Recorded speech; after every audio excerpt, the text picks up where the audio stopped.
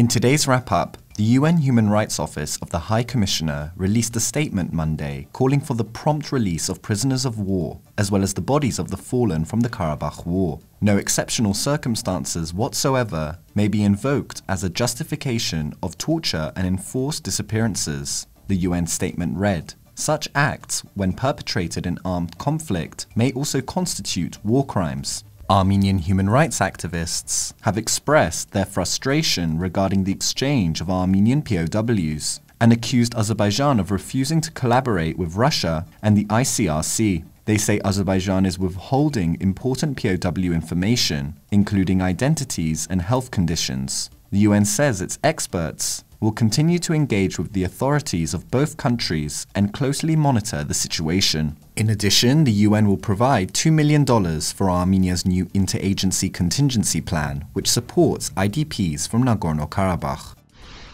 And on February 1st, for the first time, the government of Armenia filed an interstate complaint with the European Court of Human Rights against Azerbaijan for violations of conventions committed during and after the 44-day war. Armenia is accusing Azerbaijan of a number of violations, including the targeting of civilian populations, the use of torture, the destruction of private property, including educational and health facilities, and the mistreatment of prisoners of war. The Armenian government is claiming that it has supplied the ECHR with an extensive amount of evidence. The government statement read, quote, "This interstate complaint is a key step in the legal process against Azerbaijan. We would like to inform you that in the near future, additional large-scale evidence will be sent to the European Court."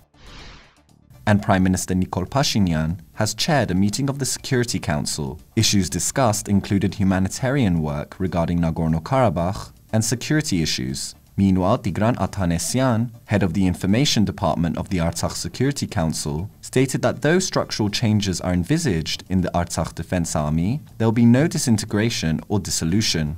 This came after Mikhail Minasyan, former Vatican ambassador, media magnate, and son-in-law of former President Serge Sargsyan, stated that Pashinyan and Defense Minister Vagarshag Harutyunyan had given their consent to disband the Artsakh Defense Army. In other news, Armenia's Ministry of Health has approved the use of the Russian Sputnik V coronavirus vaccine. Delivery times and other issues are still being discussed by government and health authorities. Armenia is also considering acquiring the British-made AstraZeneca vaccine. The Ministry of Health also informed that the vaccinations against COVID-19 will be carried out in stages. In the first stage, the residents of elderly care centres will be vaccinated, as well as medical workers, employees of social care centres, 65-plus-year-olds, and the chronically ill. And lecturers, teachers, employees of the Ministry of Emergency Situations, servicemen, justice workers, public transport workers, and civil servants will be vaccinated in the next stage.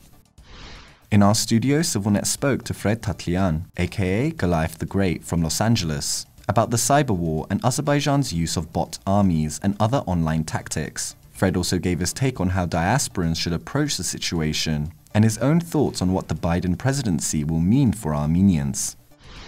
And finally, CivilNet's Lucine Vartanyan spoke to Ruben Khachatryan, the director of the Foundation for the Preservation of Wildlife and Cultural Assets. In the last year, the FPWC reported that a Caucasian leopard was regularly visiting the Khosrov State Reserve. The leopard, which is probably female, is an endangered species, with sightings of the animal decreasing in recent decades. However, as sightings are now increasing, many are hopeful that conservation efforts regarding this beautiful creature are working.